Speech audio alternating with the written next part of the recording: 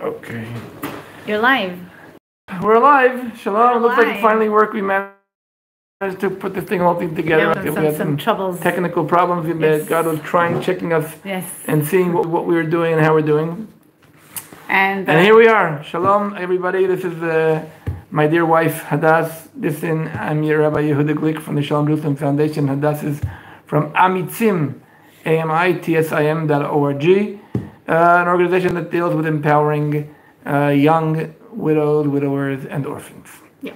Shalom, everybody. We are again in the week of Shavuot. We are in our second discussion meeting about Ruth, and my wife wants to make sure our pictures look good, and now we look great, right? Great. You look great always. It's a must. It's a must. Okay. Today we wanted to talk about a very special verse, but I want to warn you, all those that are watching right now, right? You always think that Ruth is a really kind, pleasant book. It's like the nicest. Everybody there is so nice and they're so wonderful. Hadass thinks otherwise. She thinks that the book is a real tragic, I would say, what do you call it, an ethical tragedy? Yeah, that's what it is. It's an ethical tragedy in history, and it is telling us, how about we just gonna this way? Okay. All right. Okay. Do you mind? I'm fine. Mind? All right. Okay, everybody. Okay. All right. So we're starting again right now. Yes. So why do you think the book of Ruth is a tragic book, tragic story from verse 1 all the way on till the end of the book? Tell me, I mean, it's such a quiet, it's a peaceful book. It takes place in the harvest, in the fields. I know. It's probably sunny, nice. Well, everybody's saying hello to each other. And you seem to it's a tragic story. I'll tell you, I too went to kindergarten, and I too heard from the teacher in kindergarten all the beautiful stories about Ruth and about Naomi and about the people and about Boaz, and I grew up. And what happened to me doesn't happen to everybody.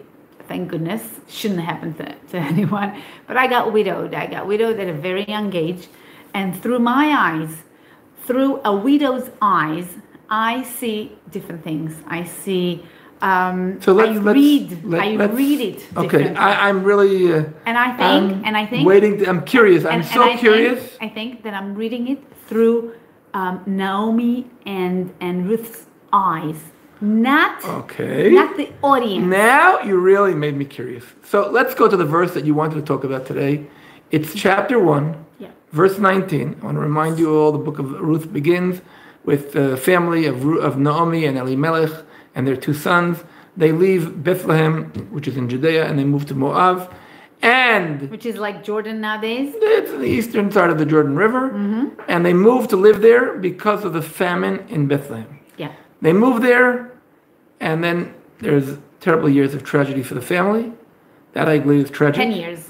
More than 10 years, because at the beginning it says the Elimelech passed away, and then the children remarry, but we don't know how long. We don't know exactly, but it says that after the sons married the 2 Moabite wives, then they stayed there for 10 years. Right. So it's at least 11, 12 years, maybe longer. We don't know. Right. But we want to talk about when Naomi and Ruth come back to Bethlehem. And I'm sure you're all waiting to hear that as they walk into Bethlehem, there are parties and welcome parties. And they say, wow, we really missed you for so long. Where have you been? How is it? Why didn't you send a postcard? And that was the story. But verse 9 tells us a little bit of a different story. Verse 19. Chapter 1, verse 19. I'll read it in Hebrew and you read it in English? Maybe we'll switch. I'll read it in Hebrew. Okay, you read it in Hebrew and I'll read it in English.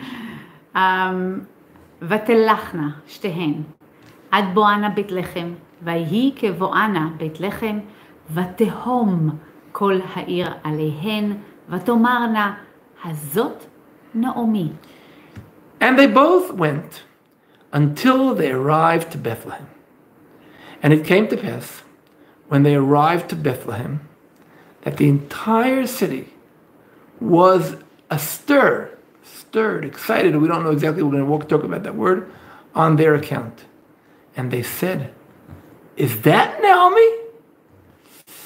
Now, Naomi, Ruth, two widows, they come to the entrance of the city until the house of Naomi, the house where she probably still has some relatives, and she has some relatives there, and there's definitely neighbors that remember her.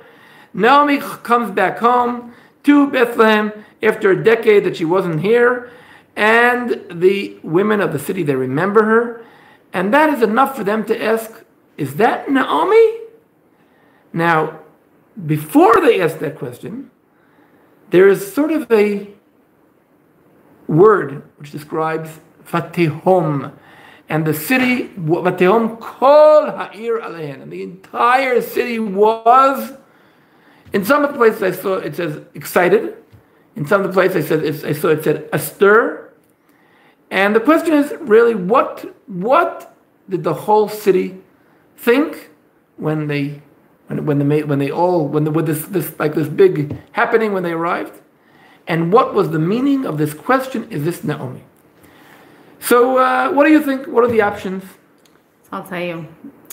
First of all, we looked through the various translations because we had an argument. We were fighting over this word. Yeah, let's give a few of the translations. We see here in the let's see here the English Standard Version. It says the whole town was stirred because of them, and so it says in the Study Bible, and then the New American Bible it says also stirred, but in the King James Version, New King James Version, they were excited. In the King James Bible, it says that the whole city was moved about them. Moved. So we have excited, stirred, astir, moved. Any other? Any other? Let's just see if there are any other explanations here. Let's say the whole village were excited. The whole village was moved. Excited, moved again. Excited and moved. And okay. I claim that none of these translations are the real translation. Maybe I would say they came back home. Hey, Shalom Beverly from Texas. I love seeing you here with us. This is Hadass. Maybe the women said when they walked in, wow, it's so great to see you. How you doing? Maybe they were looking at Naomi and Ruth, and they were really very excited. What do you say? Look, we don't know. None of us really know what exactly happened there. All we have are the words of the scroll to read it in Hebrew and try to understand. Now, in Hebrew, when I read in Hebrew, and I'm Israeli, so when I read in Hebrew, I always refer words which are hard for me, or they come up with a question, or I wonder why they used this word and not that word. I go back in time into the Torah and I look where else did I find such a word? Are they referring, is there a reference here? And I am telling you that there's a reference. There's a major reference. Vatehom. The word in Hebrew is that we're arguing over is vatehom. Vatehom. Now, it actually means, and there was a lot of noise. A lot of noise. But the word tehom reminds you of something else. But the word tehom, vatehom, is end tehom. It's a verb. It's a verb. But the word tehom as a noun, is a word that we all know from Genesis, right at the beginning. Verse 2, chapter 1, verse 2. Read it. Now the earth was formless and empty. Darkness was over the surface of the deep. Ruach al pnei tehom. Ruach merachefet. The word, the darkness was over the surface, covering the tehom, was the deep waters, or the deep waters. That's deepness. The translation. Right. Now, also in Hebrew, we don't really know what is tehom. Tehom we use for deep water. That's what we use, like something that is major, like deep down in the waters. That's what we use for tehom. But So the scholars. Who was deep down in waters, according to what you feel? Who was deep down in waters? The Bethlehem people. The people of Bethlehem. They were in deep down in. You know what? They were not just in deep down of moral status. They were covered by darkness. But don't look at me like this. Let me guess. The women walk into the city, and maybe back in the parks in the playgrounds, the women are looking at Naomi and saying, she really deserves it. She really, why did she leave us when we were all in need? But I'm sure when they came to her, they were so nice to her. They said to her, "Oh, Naomi, what happened to you? We're so sorry." Most likely. They were really empathetic. They were really sympathetic. Even could be.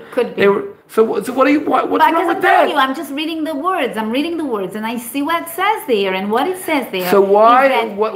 Is that something horrible was happening there, and it takes us back to Genesis. It takes us back to the world before God creates it. There was a major, like a mess, like a big mess. What would you expect? Everything on top of everything. Everything is like with everything, no order whatsoever. Okay, I'm just saying. She came back. And full darkness. And that is the word that scroll is using to actually. I'm asking you right now. To actually tell you what was going on there. But, okay, so now let's get the story. What was going on there? You don't think they hugged her and they said, "Oh, we feel so good for you"? I doubt it. So what did you say? What are you lacking? What are you missing? I'm telling you, I'm missing deeds.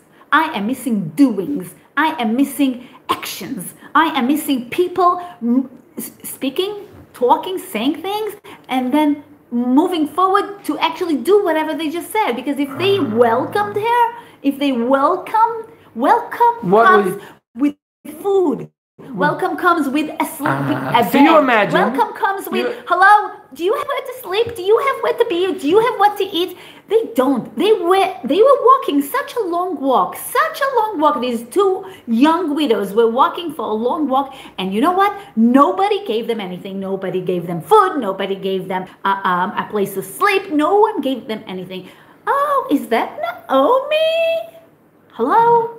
Is that Naomi? So am telling you. You think that they came empty-handed? Nobody came out. The society at the time of Ruth, the scroll of Ruth, is unmoral and immoral. I don't know exactly the word. You were mentioning before. That is not a society which we want to take as an example, and we want to follow, and we want to say, like, I want to be like them. I don't want to be like them. I want to be better. You quoted to me today one of the commentaries when he explains the word tehom. Yeah. You spoke about a lack of order and a mixture of, I think you said, liquids and solids. Yeah. And you felt, hi, shalom, Reb Games and End Time Generation and Leonard and Beverly again. Shalom to all of you. God bless you all. So what did you, when you heard the word tehom, a mixture of solids and liquids, what did that mean for you? I thought that it's a very nice explanation that gives you a feeling of kinds of people. There are strong, solid people, and there are liquid people. Fluid people in every society. We have these fluid people, and we have and Ruth was a foreigner, and Naomi, and both of them were widows, and Naomi is coming back home after having a tragedy, a serious tragedy. So they're both on the liquid side. While these people that are in Bethlehem, they were suffering from famine, and they were also not in a very good economical shape. So let me summarize what you said to me. But right now, they're in a good shape. They're going out harvesting. So you don't think they came out and insulted Shalom End Time Generation. You don't think they came out and insulted her. You agree with me that they were sympathetic, that they were. Yeah. But you said nobody came out with a with a cheesecake and a bag of fruit. Nothing. And Nothing. And water and Zero. said, Zero. And you know what you also pointed out to me was that it doesn't say in the entire book of Ruth, where did Ruth and Naomi decide? Where were they living? Nowhere. It doesn't say. Nobody knows. Did they have a home? Were they living in a tent? In a hay? Where? Nobody Where? inquires. Nothing. No one cares. The entire scroll, no one cares where they are. And you know what? Even more so, that Ruth is a young girl. And I don't know if she's a good looking or not good looking. It doesn't even make a difference, because what they say is that Boaz has to warn his boys not to touch her. Tell me, in which society do you have to warn people, do not touch that young girl, do not touch her and harm her. Don't harm her. Yeah. That is not the best society. But you know, Boaz invited her to eat lunch and said, "Come, why don't you eat lunch with us?" When was that? After she told him? After she told him? Oh, no, yeah. No. Before. I'm sorry. Before she came over and he said, who is she? And they told him who she is. She's a Moabite and she's been here all day from morning to evening. And she's been... Also, not nice words. Not nice Yeah, words. not nice, she's right? all day and taking our food. What? You don't have enough for everybody? So that was also not so nice. And then Boaz comes and offers her food. You know, in Hebrew, he pinched her.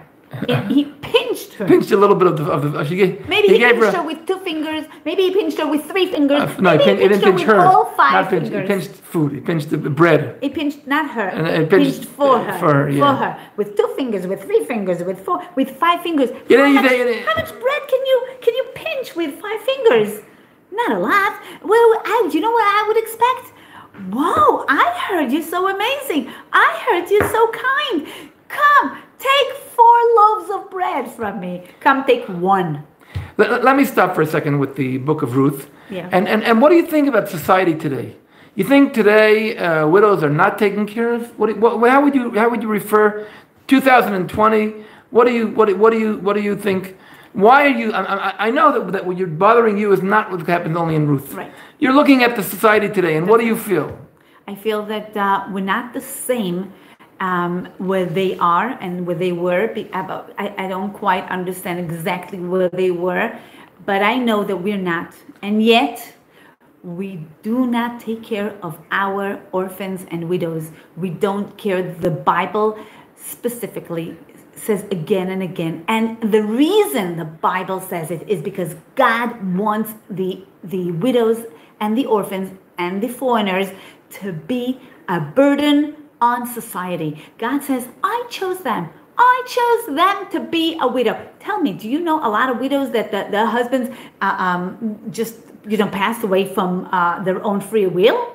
Even if somebody committed suicide, it's not from their own will. It's a major mental illness. I am saying to you that widows are representing God. When I say widows, many of them, really got back to life and they go back to work and they're really super women. They're not super women. I was told that I'm a super woman. So if I am a super woman, nobody's a superwoman. You're a superwoman. I'm not a superwoman. No, but you were a widow for 17 years. For 17 years, and everybody kept telling about me and saying about me, whoa, look at her. She's doing so well. She's managing so well. Look at her house. I renovated the house. It's not true? I took my kids on vacations.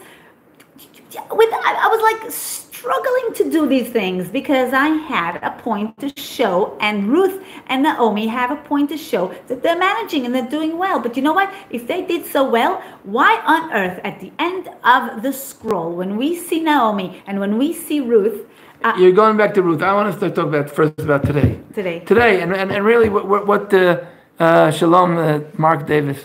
I want you to tell me about what you feel today.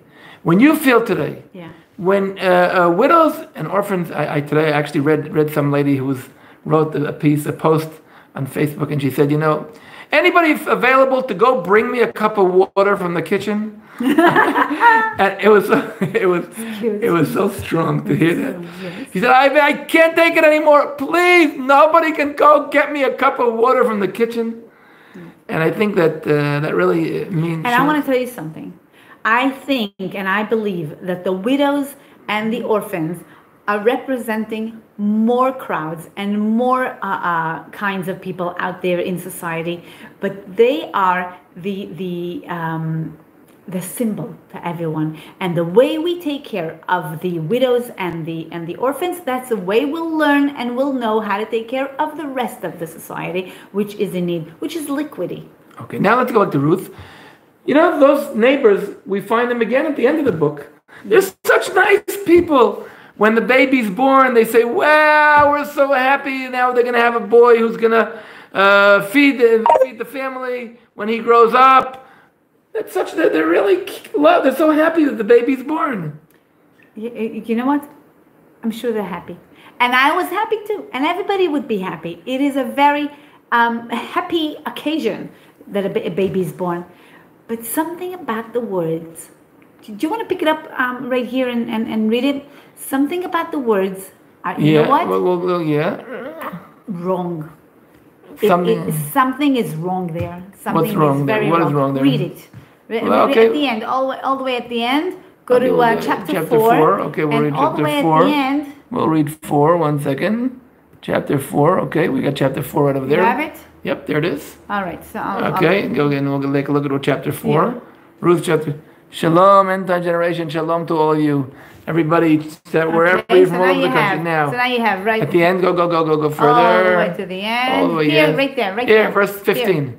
And may he be to you a restorer of life, to sustain your old age. For your daughter-in-law who loves you bore him, and she is better to you than 7 sons. Okay.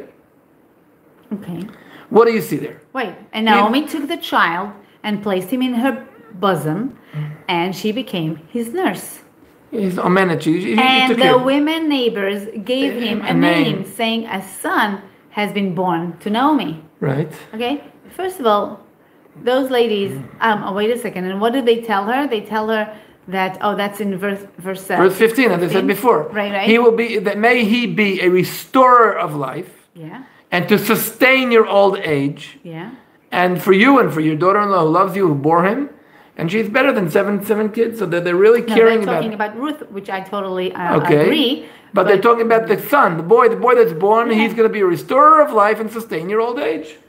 And let me tell you, he will be in the future. What's going to be until he's, I don't know what, 13, 15 at those times? What was the age when he was actually a man taking care of his grandmother and his mother and able to support them financially? I don't know, whatever. But it takes more than a decade for this kid to make sure that his grandmother is doing well. Widow grandmother and his widow mother, which is probably was widowed right away, because we don't hear about Boaz anymore. It's you know Boaz. You mentioned Boaz. He was a good guy. I don't think he was a good guy. Why not?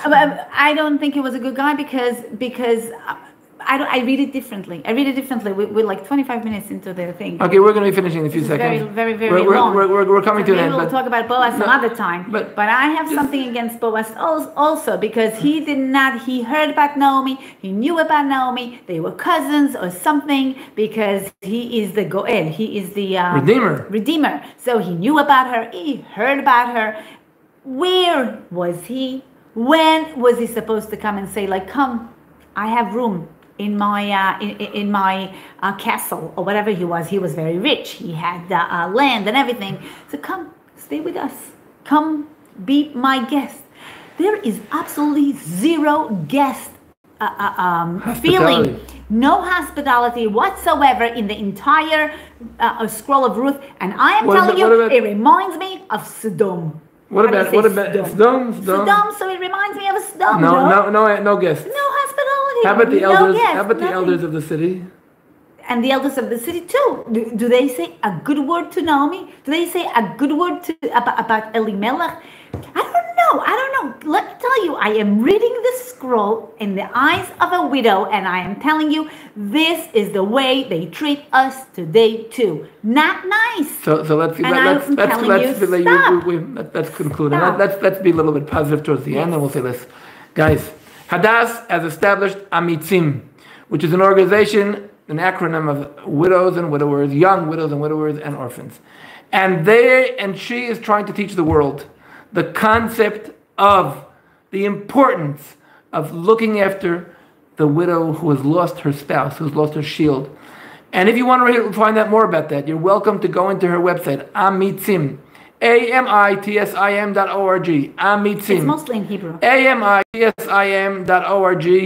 It's an organization, one of its kind, not only helping the orphan and the widow as a poor person and giving them some food and finishing, but strengthening them, empowering them, and trying to give them space in society. And this is what Amitzim is all about. You're welcome also, of course, to go visit us in Shalom Jerusalem. And I think this is all about the scroll of Ruth. This is what it comes to tell us. It comes to tell us what we're supposed to do and how we're supposed to do, and read it again. And this is what Pentecost is all about, Shavuot, the holiday of making the widows happy and strong. Yeah. So, guys, look around in your neighborhood. You'll find... Love you widows, love you orphans, and love you people. Shalom from Jerusalem, Hadass and Yehuda Glick. Shalom.